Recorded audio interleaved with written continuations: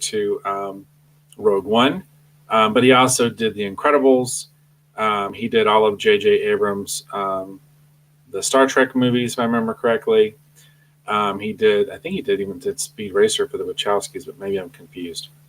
But he is a really talented composer, and whenever I see he's working on something, I'm always excited because I love his music. And I didn't realize that he directed or was getting into directing, either way. But I watched Ephraim and Dot, and it's about we've already said there's lots of spoilers in this episode, so I'm going to reiterate that. But in Ephraim and Dot, it's about one of those tardigrades from the Discovery timeline, and this tardigrade is looking for a place to basically lay its eggs. Okay, and it's traveling along the mycelial network thing that we learn about in Discovery, which is how the Discovery is able to jump from point to point. That's their new take on warp drive or whatever. Now, Ephraim, that's not the character on the left. That's not from Ephraim and Dot. That's actually from the Michael Burnham one. That little creature there is the one that I watched with the little eggs. The animation to me worked. It was a little crude and a little weird in some places.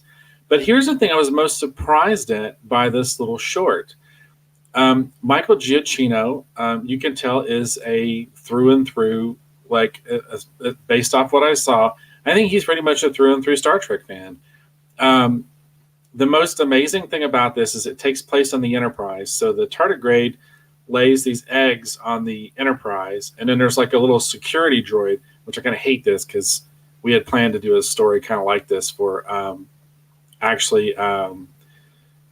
Red Skirts, but now we're not going to be able to do it. But we were not, what we were going to do is we were actually playing nod to an old Atari Force backup story that was actually done by Keith Giffen.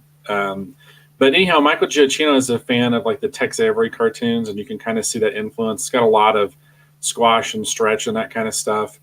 But because of how it's animated, it's a little limited in times. But what's interesting about this is this little security droid is trying to take out this little tardigrade character, and he keeps pushing him basically off the ship. And so by the time the tardigrade catches back up to the Enterprise, time has passed. So when he's trying to lay the eggs, we see that they're talking to Khan. He's like outside looking in through the portal, and it's the scene where Ricardo Montalban is saying, "My name is Khan," and they kind of do the initial introduction. Then we see something from the Naked Time, and we keep moving forward, and then eventually we actually see a brief sequence where the Reliant shows up and takes on the Reef Enterprise, and they're actually battling. And then the tardigrade gets pushed back out, it jumps forward again, and the tardigrade is trying to rescue the eggs as the Enterprise is self-destructing as the events of Star Trek 3 are basically taking place. Because the tardigrade, because of how it travels, it's also traveling, jumping through time, which is the one thing in the animated short they don't really explain, and it's a little disjointed. But anyhow, it's actually kind of all the new shorts they've done, this is the one I like the most. But I bring it back to this because Michael Giacchino was able to call back to a lot of classic Star Trek stuff, and it was fun, but it wasn't insulting.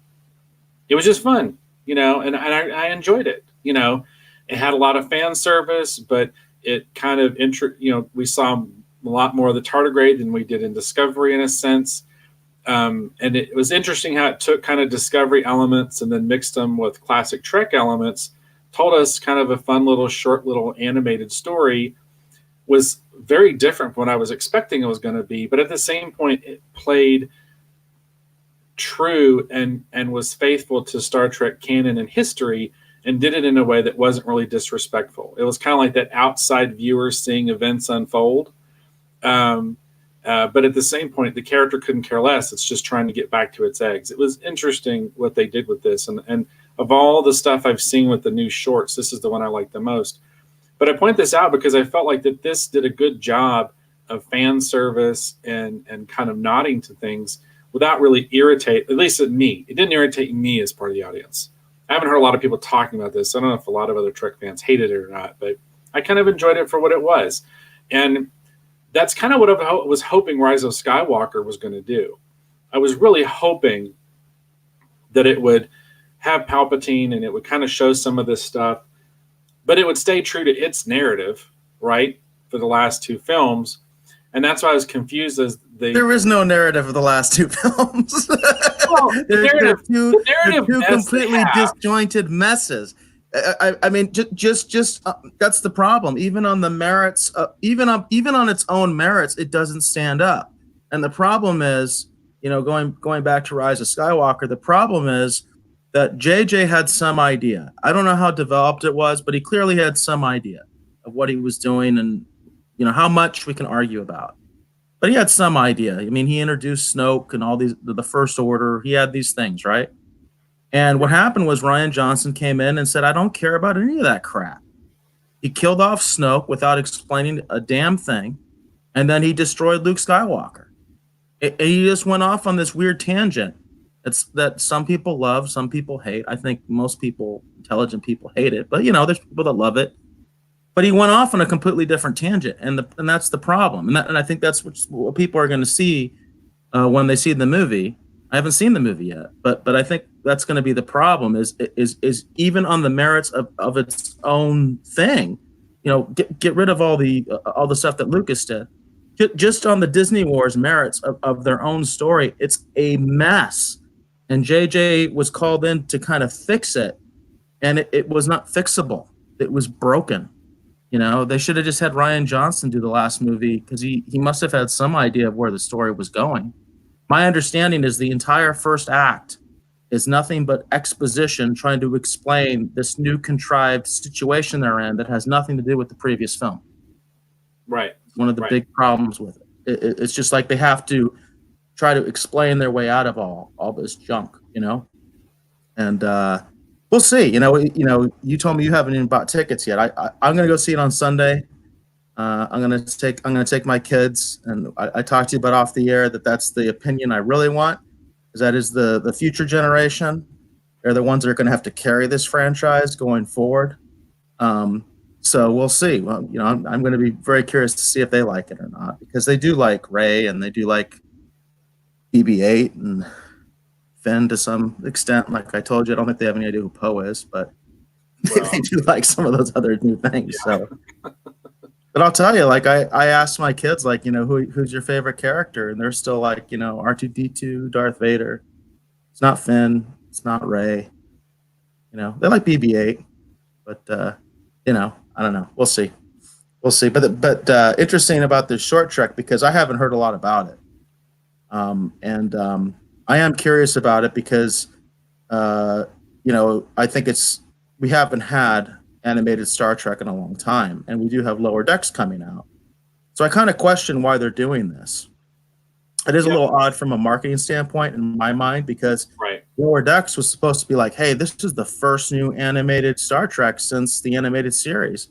But then they come out with these, and they kind of to me, that kind of almost takes a little bit away from Lower Decks. But I don't understand anything CBS All Access does. I don't understand their marketing. I don't understand. Well, and I didn't understand it either, because while I liked this, the Ephraim and because I wasn't going to watch it. I would just straight up wasn't going to watch it. And then in my Google feed, it showed me a video that I might like to watch, and it was actually Michael Giacchino talking about it. And when I saw that Michael Giacchino was the one who directed it, that's when I went, oh, well, it's going to have some cool music, Well, I'll check it out. Because it's Michael Giacchino, that's the only reason I checked it out. Because I wasn't going to watch either one of the animated ones, just because I don't understand visually what they're trying to do. And then when I watched that, and then he was talking about his love of the Tex Avery cartoons and, wanting to introduce more classical animation ideas like squash and stretch and whatever. And I was like, huh, okay. And then when I saw that, he was talking about nodding to classic Trek, and they showed kind of the outside looking in view of the scene with Khan. And they kind of highlighted that they were going to, towards the end, they were going to show the Enterprise, the refit Enterprise battling the Reliant. And I was like, okay, well, now you have my attention, because I wanted to see how is this going to connect with the Trek movies? Like, are we going to see a different version of the refit Enterprise, or are we going to see the classic refit Enterprise? Is the Reliant going to look just like the Reliant, or are we going to get a Discovery version of the Reliant? What I was surprised most by is that all of those elements, even though they're animated, they rang true. It was the classic refit Enterprise. It was the Reliant. When the Enterprise blew up and was crashing into the Genesis planet, it's a different angle, but it very much echoes what happened in Star Trek 3. And I was surprised at that. I was genuinely surprised. And I appreciated it and I liked it. So of all the short treks I've seen so far, this is the one I enjoyed the most. We hadn't planned to talk about this, by the way. And if anyone, those of you watching and listening, we really had no plans to talk about this. I just brought it up because I was thinking about how you can do fan service and you can call back to something and you can, but at the same point, do something radically different and new and not have it be where people feel insulted or cheated. And I thought this little short did a pretty good job of that. Even though it's so completely different from what we've seen, we still get enough classic stuff that it makes sense, and that it was. And I personally, myself, I enjoyed it for what it was. So, anyhow, there you go.